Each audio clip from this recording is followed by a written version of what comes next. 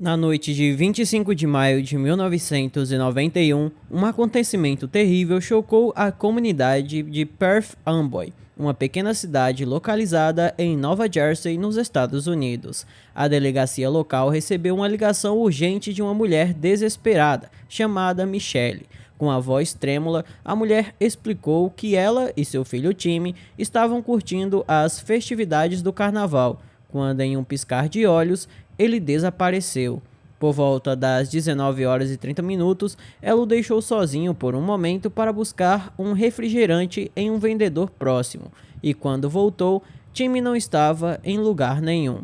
O clima festivo de carnaval foi abruptamente substituído por um estado de pânico. O evento foi interrompido quando policiais locais, estaduais e um grupo de voluntários iniciaram uma extensa busca. Mais de 300 moradores preocupados se juntaram a eles, varrendo o parque de diversões e caminhando para a floresta ao redor. Um helicóptero da polícia sobrevoava a área enquanto mergulhadores vasculhavam as lagoas locais, mas apesar de seus esforços exaustivos, não haviam vestígios de Timmy. Então, o que aconteceu com ele? Qual foi o seu destino? É o que vamos descobrir no vídeo de hoje. Então, se você se interessa por esse tipo de conteúdo, eu peço desde já que deixe aí o seu gostei e se inscreva no meu canal clicando no botão vermelho que está abaixo, escrito inscreva-se. Peço também que ative o sino das notificações, porque assim toda vez que eu enviar um vídeo novo, o YouTube te notifica, e se ele não notificar, me siga no meu Instagram, que é esse aqui que aparece na tela. Então, dados os recados, vamos pro caso.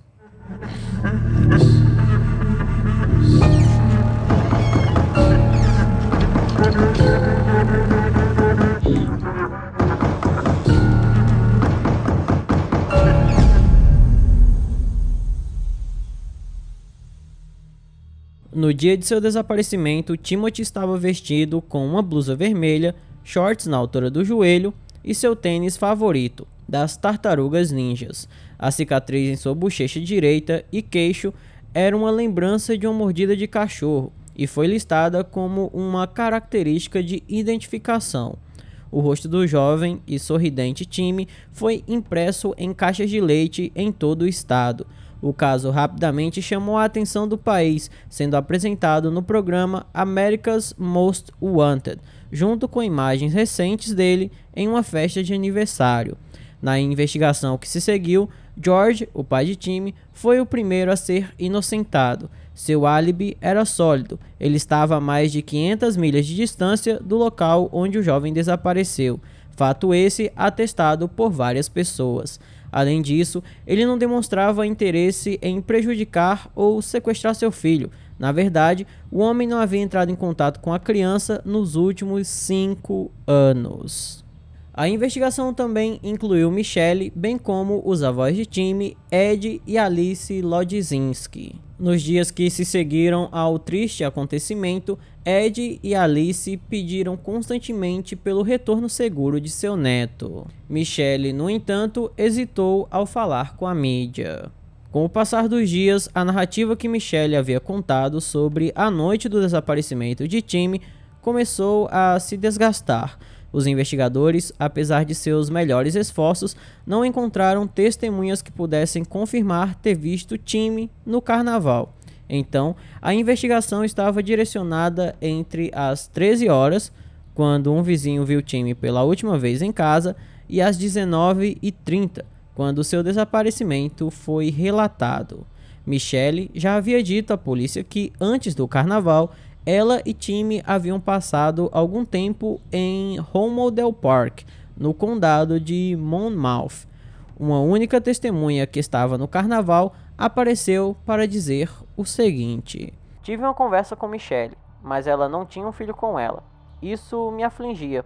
Uma criança estava desaparecida, mas não havia nenhuma criança." Nas semanas seguintes ao desaparecimento de Timothy, as pessoas da comunidade começaram a desconfiar cada vez mais da Michelle. Seu comportamento, aparentemente indiferente quanto ao desaparecimento do filho, começou a gerar muitas críticas. Para começar, quando alunos da escola onde o Timothy estudava chegaram até a casa da Michelle com $700 que haviam conseguido para ajudar com a recompensa por informações do garoto, ela simplesmente os mandou embora e não quis o dinheiro. Em vez disso, quem aceitou a contribuição foi a Alice, a mãe dela, e ela também enfrentou os repórteres. Mesmo assim, essa atitude de Michelle poderia ser apenas o jeito dela de lidar com a perda. Porém, foi revelado que a mulher alterava sua versão dos fatos a todo instante. Inicialmente, Michelle afirmou que deixou o time momentaneamente para pegar um refrigerante e descobriu que ele tinha sumido quando voltou. No entanto, no dia 6 de junho de 1991, quando ela foi chamada para outro interrogatório, sua história mudou drasticamente. Ela informou que 2 homens haviam sequestrado o time, o ameaçando com uma faca.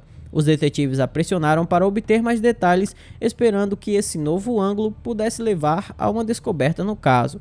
Dadas as terríveis circunstâncias, seria de esperar que Michelle estivesse ansiosa para ajudar a prender os culpados. Porém, ela explodiu de raiva e saiu furiosa da delegacia. Algumas horas depois, a mulher voltou com sua irmã, confessando aos investigadores que havia forjado seu testemunho anterior. Na manhã seguinte, ela foi à delegacia e deu outra versão da história, mais uma vez mudando tudo o que havia dito anteriormente. Dessa vez, a Michelle resolveu incluir um novo personagem nessa história, uma mulher misteriosa chamada Ellen, que teria concordado em cuidar do time enquanto ela ia pegar o refrigerante. De acordo com esse novo relato, um homem misterioso teria ameaçado o time antes de fugir com ele e a Ellen. No entanto, uma busca minuciosa do FBI não revelou nenhuma mulher chamada Ellen nessa história toda. Para piorar ainda mais a situação de Michelle, ela falhou em vários testes de polígrafo. No entanto, como eu já disse em outras ocasiões, esse teste não serve de nada porque a pessoa pode muito bem passar estando mentindo e reprovar falando a verdade. À medida que as semanas se transformavam em meses, tanto a comunidade local quanto os investigadores mantinham uma pequena esperança, mas a dura realidade de que Timmy poderia não estar mais vivo começou a aumentar. Essa falta de pistas persistiu até outubro daquele ano, 5 meses completos após o desaparecimento do garoto. Foi então que Dan O'Malley, um ávido observador de pássaros, estava vagando pelos pântanos do parque empresarial Harrington Center em Edison, Nova Jersey. Enquanto caminhava ao longo de uma linha férrea, ele tropeçou em um sapato de criança. Em uma inspeção mais atenta, ele viu que tinha o desenho das tartarugas ninjas, igual aos pôsteres de desaparecido de time espalhados pela cidade. Ao apresentarem aquela pista a Michelle, ela rapidamente disse que aquele sapato não pertencia a seu filho. Mas após essa descoberta, os investigadores resolveram conversar com os amigos e familiares da Michelle para entenderem melhor a situação, e mais uma vez começaram a suspeitar que ela sabia de muito mais do que havia falado. Aqueles que eram próximos de Michelle e Timmy expressaram choque ao saberem do local onde o sapato foi descoberto, pois Michelle já havia trabalhado no Harrington Center. Quando questionada anteriormente sobre seu histórico profissional completo, ela convenientemente deixou de fora esse detalhe. Com o caso esfriando após a descoberta do sapato, os investigadores decidiram vasculhar a mesma área mais uma vez. Então, já em 1992, a cerca de 125 metros de onde o sapato foi encontrado, entre pilhas de lixo e excrementos de animais, eles descobriram um pequeno crânio meio submerso em um riacho, conhecido como Ridge Holt Creek, que deságua no rio Harrington. Junto com o crânio, um segundo sapato combinando, um cobertor azul e branco e um balão foram descobertos. Na manhã após essa descoberta, os registros dentários confirmaram aquilo que todos suspeitavam. O crânio pertencia a Timothy. Mas as circunstâncias exatas que levaram o garoto até o seu fim permanecem um mistério até o dia de hoje. Com essa descoberta, os investigadores vasculharam inúmeras horas de filmagens e fotos dos participantes do carnaval na esperança de verem Timmy em algum momento, mas não tiveram sucesso. Outra brecha na narrativa de Michelle surgiu em relação à sua visita ao Holmdel Park antes do carnaval. Ela alegou ter estacionado em um estacionamento específico, que os investigadores descobriram que estava fechado naquele dia. Ou seja, ela certamente havia inventado tudo. Além disso, um detetive falou sobre a maneira que a Michelle reagiu quando soube que o Timothy estava sem vida.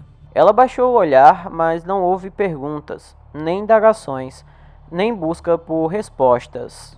Seu comportamento durante o funeral do filho foi igualmente desconcertante, marcado por uma aparente falta de interesse e um ar casual. À medida que a semana seguinte se desenrolava, muitos daqueles que antes apoiavam Michelle começaram a vê-la sob uma luz nova e perturbadora. O público em geral desconhecia as inconsistências em suas narrativas e suas repetidas falhas nos testes de polígrafos. Ela enganou a família e os amigos, fazendo-os acreditar que havia passado em todos os testes. Infelizmente, mesmo que tudo apontasse para ela, não havia nenhuma prova concreta e aos poucos o interrogatório policial cessou e o caso escapou da atenção da mídia. Michelle então fez suas malas e mudou-se para Woodbridge.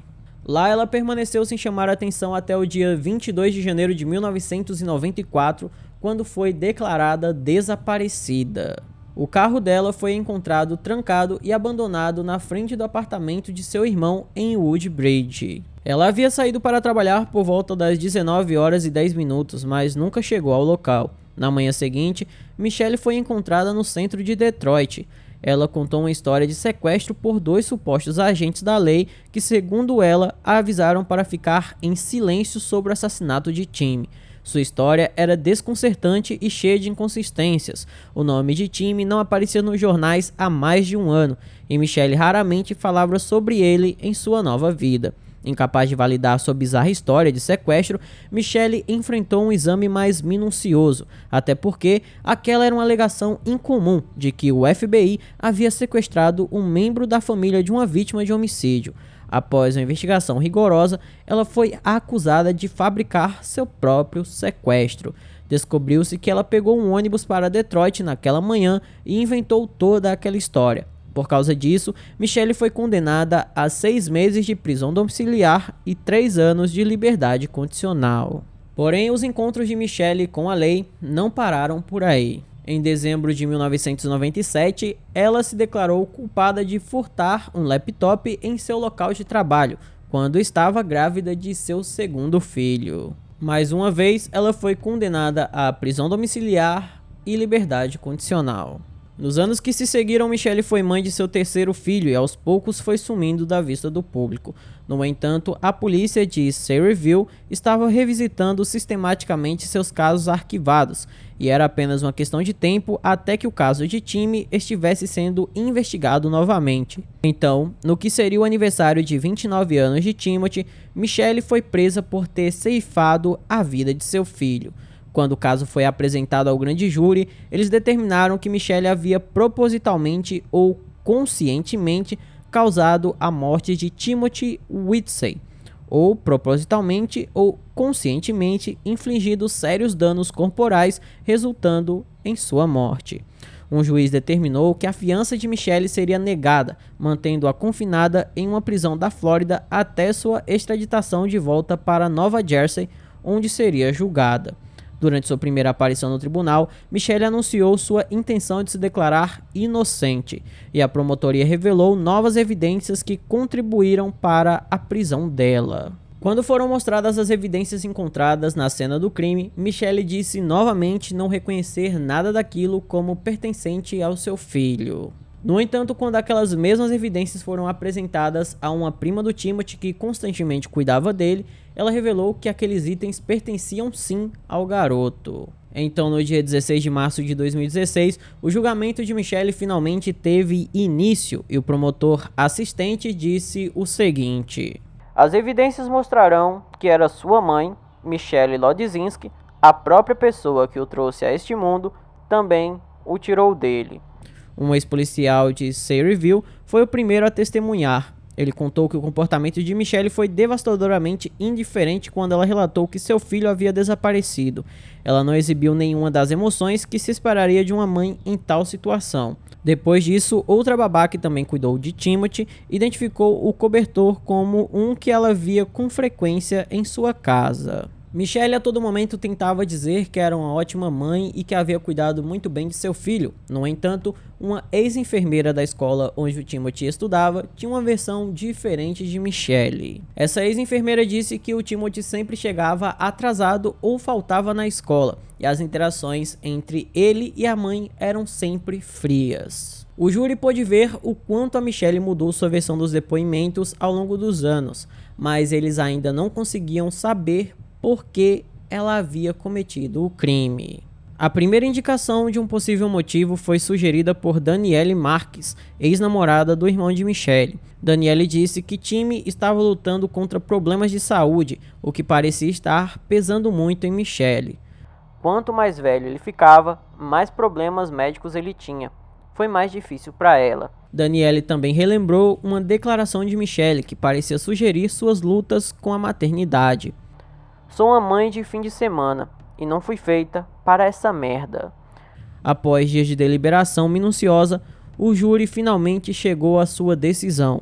Michelle era culpada. Quando o veredito foi lido, Michelle abaixou a cabeça e começou a tremer, mas permaneceu em silêncio. O juiz proferiu uma sentença: 30 anos de prisão sem possibilidade de liberdade condicional. E finalmente, a justiça por Timothy foi feita. Então esse foi o vídeo de hoje, espero imensamente que vocês tenham gostado da forma como narro os casos e nunca do que essas pessoas fazem. Se você gostou, eu peço que deixe um like, se inscreva no canal, mande para todos os seus amigos, me siga nas minhas redes sociais, se quiser e puder se torne membro, porque isso ajuda muito. Por hoje é só, até a próxima e tchau!